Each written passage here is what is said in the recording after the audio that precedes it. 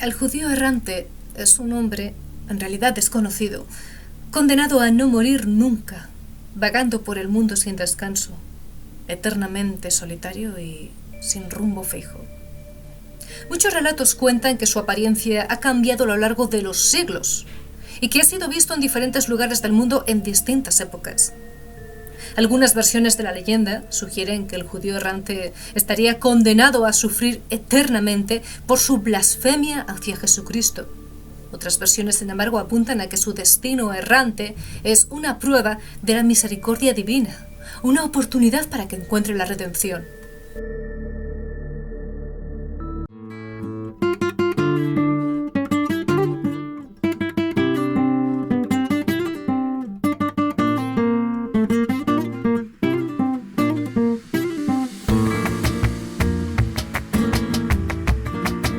La Judería de Sevilla era un barrio próspero y vibrante, con calles estrechas y sinuosas, casas blancas con patios interiores y pequeñas sinagogas. Los judíos sevillanos se dedicaban al comercio, la artesanía y las finanzas, y tenían una importante presencia en la vida cultural y social de la ciudad.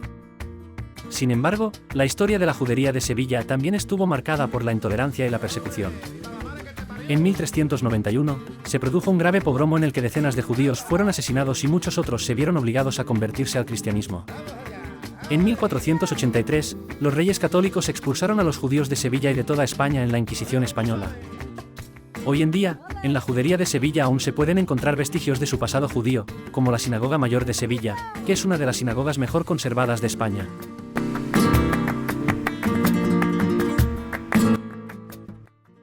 A día de hoy, la aversión al pueblo judío continúa siendo objeto de largas y profundas disputas. Una postura mantiene que todo es fruto de la intolerancia más extremista, surgida por los resquicios del pensamiento hitleriano, y otros argumentan que el pueblo judío tiene más poder del que parece, ya que influiría enormemente en la política de altos niveles. Un tercer punto de vista hace uso de la historia, de esos documentos que parecen olvidados, porque consideran que con el paso del tiempo se están obviando algunos datos muy esclarecedores. Desde el mundo viperino no somos historiadores y como tal no podemos pronunciarnos al respecto, solo hablar con el respeto que merecen aquellos que cuestionan lo que les llega y que buscan descubrir la verdad de un asunto.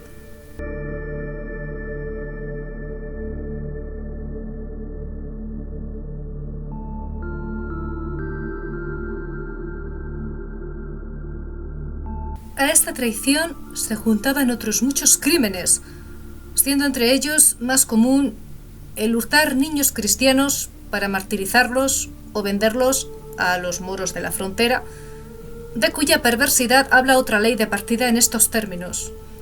Es porque he oído decir que en algunos lugares han hecho y hacen el Viernes Santo en memoria de la Pasión de Cristo, de forma burlona, secuestrando a los niños o colocándolos en una cruz. Ordenamos que si en adelante en algún lugar de nuestro señorío se hace algo similar, si se puede comprobar que todos los involucrados en este acto sean arrestados, interrogados y presentados ante el rey. Una vez que el rey conozca la verdad, deberá ordenar matar a todos los que considere necesario.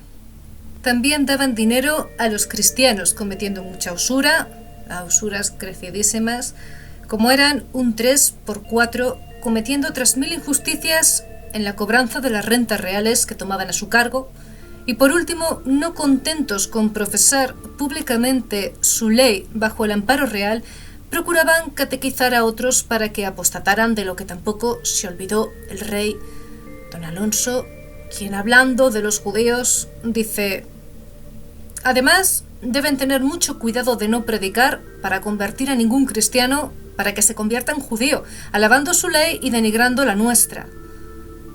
Y cualquiera que viole esto debe morir, por lo tanto, y perder lo que tiene.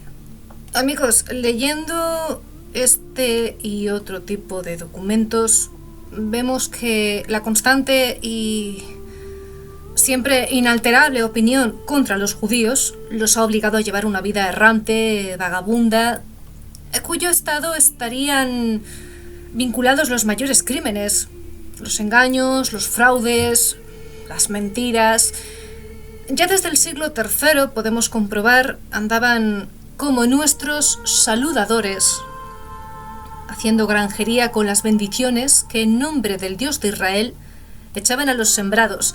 Así consta del canon 49 del Concilio Iliberitano, en el que dice: advertir a los dueños de las haciendas para que no permitan que los judíos bendigan los frutos que Dios les da, para que no hagan ineficaz nuestra bendición. En poco tiempo supieron, con su industria, rehacerse de los caudales que habían perdido por pasadas tribulaciones, ejerciendo unos judíos la medicina y la cirugía, y aún el padre Sáez añade la farmacia, que ningún cristiano no reciba medicamento ni purga, medicina interna, que sea hecha por mano de judíos, pero bien puede recibirlo por consejo de algún sabedor, tan solamente que sea hecho por mano de cristiano, que conozca y entienda las cosas que son. Otros eran sastres y plateros, pero el comercio era el que más llamaba su atención, como más oportuno para sus granjerías, monopolios y usuras, con lo que llegaron a juntar grandes riquezas y algunos disfrutaron honores considerables, principalmente los conversos, a quienes eran permitido gozar los mismos oficios y honores que los cristianos. En la actualidad, amigos, estos textos que compartimos aquí se han llegado a calificar de propaganda antisemita. Afirmar cosas así puede considerarse desinformación e incluso delito de odio. Otros expertos opinan que no tiene nada de malo, por el momento, mostrar estos documentos con la responsabilidad académica pertinente. Y a eso es a lo que desde Mundo Viperino nos acogemos. Responsabilidad académica. Pero es otra de esas piedras que conforman un muro sobre el que se sustenta la leyenda de esta noche, que es A lo que vamos.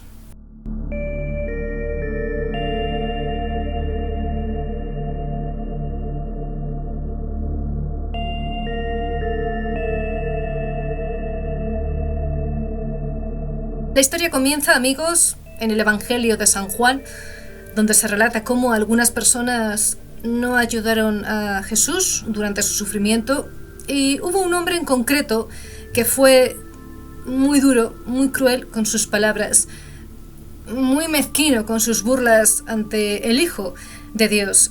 Por ello, se le condenó a recorrer la tierra sin cesar hasta la segunda venida de Jesús. El judío errante es una figura descrita como un hombre solitario, desesperado, condenado a deambular perpetuamente por pueblos y ciudades en busca de redención o, si acaso, algo de alivio para su sufrimiento. Se dice que aparece de repente en lugares alejados, lugares extraños, y que siempre está en busca de alguien que pueda liberarlo de su penitencia. En el siglo XIX aún se publicaban papeles, hojas volantes, coplas, con grabados del judío errante que contaba su historia.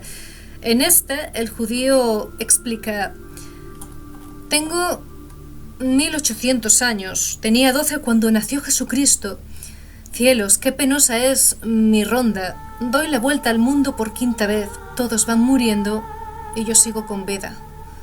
Luego confiesa el pecado que cometió, que fue el de maltratar a Jesús en la cruz. Un pasaje del Evangelio de Mateo puede servir también de inspiración para la leyenda. En él, Cristo declara: hay algunos de los que están aquí que no probarán la muerte hasta que hayan visto al Hijo del Hombre viniendo en su reino. Una de las apariciones más rocambolescas y resonantes y multitudinarias del judío errante se produjo en Hamburgo en 1542, si damos crédito al testimonio del obispo Paul. En su relato explica cómo este judío errante apareció y fue visto por centenares de personas, comunicando sombríos detalles sobre los padecimientos de Jesús. Otras versiones son más específicas, más concretas. Dicen que el judío se llama Asuerto o Ahasvero, que es un personaje de la Biblia del libro de Esther. El caso es que, según Paul, Asuerto se presentó en la plaza de Hamburgo un día cualquiera de mercado, vestido con harapos, portando una cruz oxidada sobre su espalda, y que con voz muy temblorosa relató a toda la multitud la historia de su condena eterna, de los tormentos que sufría como castigo por su incredulidad ante la crucifixión de Jesús. Y las palabras de Asuerto conmovieron de tal manera que muchos de los ahí presentes se arrodillaron a sus pies en lágrimas y rezando. Varios intentaron tocar sus ropas en busca de milagros, otros le ofrecían comida, refugio. El judío errante rechazó todo tipo de ayuda y consuelo, insistiendo en que su destino era ese, el de vagar eternamente por el mundo como testigo de la injusticia cometida contra Jesús. Esto, amigos, está registrado y la verdad es que tal aparición provocó un profundo impacto en la población. Se generaron muchos debates, especulaciones sobre su verdadera identidad, su verdadero propósito. Algunos lo consideran un impostor, un loco, otros lo vieron como un mensajero divino, como un profeta, como un símbolo de redención. Por lo que se sabe, Asuerto tenía la capacidad de aparecer espontáneamente. Toda una sorpresa en cualquier momento, lugar, bajo ese mismo rumor, el rumor de que era un judío que había logrado sobrevivir desde la época de Jesús. El mito se contempla a través del tiempo en los testimonios, la fe y las emociones que evocaban las prácticas culturales. Carlos Soranzo fue un noble que viajó a Jerusalén. De la nada le abordó un señor turco que le prometió, a cambio de un poco de dinero, llevarle en secreto a conocer a un prisionero muy peculiar. Aceptó. Este prisionero era un hombre muy alto que llevaba una armadura y se encontraba encerrado tras gruesas puertas de hierro en una habitación. Según la leyenda, había sido condenado a permanecer allí sin comida ni agua hasta el día del juicio final, caminando de un lado a otro por la habitación lamentándose constantemente. Este prisionero era el conocido judío errante. En Europa hubo informes de avistamientos de este personaje en diferentes lugares. En 1604, 2 jóvenes gascones en Francia afirmaron reconocer a un zapatero como el judío errante, porque le escucharon recitar un cuarteto que habría sido muy revelador. En 1774 hubo una nueva aparición ante 2 burgueses de Brabante a los que se presentó como Isaac L. Se interpreta que es Lakedem, Isaac Lakedem, pero en las versiones judías y desde las leyendas árabes, este señor en realidad sería un sabio que vivió durante muchos siglos y que poseía conocimientos increíbles. De hecho, la palabra Lakedem significa en hebreo del pasado, lo que sugiere que se trató de una figura ancestral o legendaria. Isaac Lakedem es conocido por ser un hombre virtuoso, sabio y misterioso, cuya historia ha sido transmitida a lo largo de generaciones. En diferentes leyendas sí se menciona una figura de un eterno caminante condenado a vagar sin descanso debido a blasfemias o desobediencias a Dios. Cada religión la ha adaptado a su cultura, a sus costumbres y al contexto histórico. En el judaísmo, por ejemplo, se menciona a Caín, en el budismo a Pindola, en el islam a Al-Sameri. En el cristianismo sí se destaca la figura del judío errante, basada en personajes que negaron ayuda a Jesús o que participaron en su detención. Otro ejemplo es Malco, el sirviente del sumo sacerdote de Jerusalén, quien estuvo presente en la captura de Jesús en el Huerto de los Olivos. Esto sirvió de base para que en 1228 el monje inglés Mateo París creara una primera versión de la leyenda. A partir del siglo XIII comenzaron a difundirse por toda Italia relatos similares, aunque variando detalles como el nombre del personaje condenado, a veces se llamaba Putadeus, otras Juan de Espera en Dios o Giovanni Servo di Dio. Estos personajes pertenecían a diferentes clases sociales y no siempre eran de origen judío. Fue desde el siglo XVI aproximadamente cuando la leyenda comenzó a enlazar al personaje errante con el judaísmo. ¿Por qué? Por la estela histórica de este pueblo, un pueblo del que siempre se habría desconfiado y siempre se habría marginado hasta su expulsión definitiva en varios reinos. Paralelamente, surgió la costumbre de realizar los conocidos caminos de la cruz, en los que los creyentes recreaban con gran dramatismo la crucifixión de Cristo, atribuyendo la culpa de su muerte a los judíos.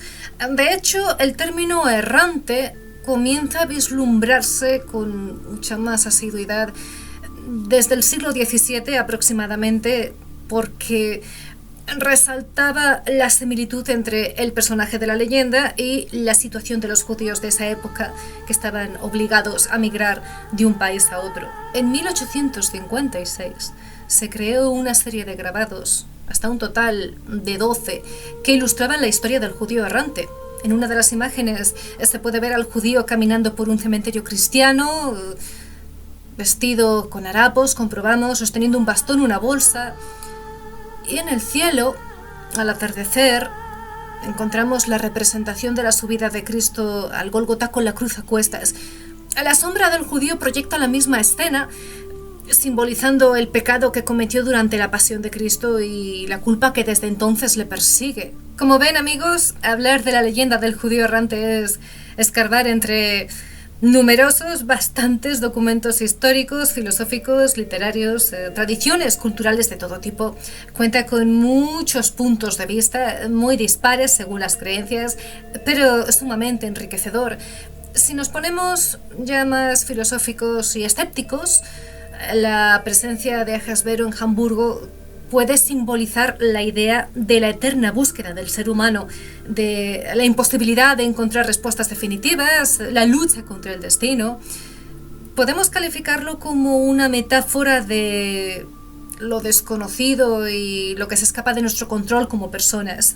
En un nivel mucho más simbólico y abstracto, el sufrimiento del judío errante puede representar la condición humana de estar perpetuamente insatisfecho, vagando en busca de algo que nunca encontrará. También puede ser visto como otra metáfora de la soledad, el desplazamiento, la alienación que pueden experimentar las personas que se sienten fuera de lugar, quizá en todo el mundo. Pese a la antigüedad de esta leyenda, el judío errante sigue siendo un tema de interés y fascinación para muchas personas en la actualidad. Su historia ha sido adaptada a novelas, películas, obras de teatro, y su figura continúa intrigando hoy en día, quieran que no, sobre si el personaje del judío errante era hebreo o no, cierto, falso, qué ocurrió, si por el contrario era romano, egipcio.